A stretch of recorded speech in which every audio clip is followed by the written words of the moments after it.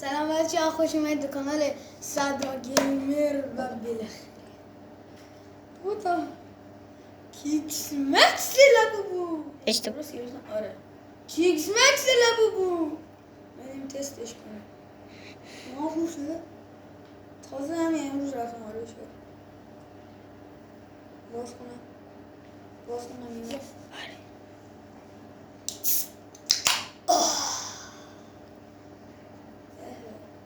بریزم تو لیوان.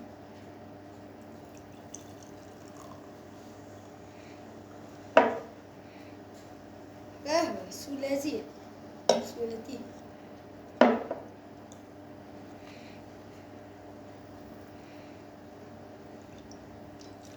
همه چی بانه میشه بلش کن حالا میقوله توف حالا بلش کن باشه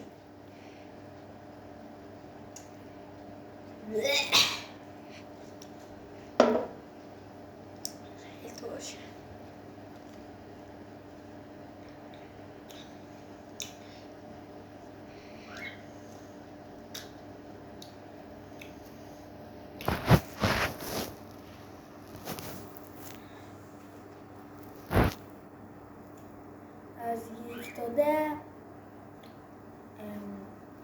من 10 واقعا خوشمزه.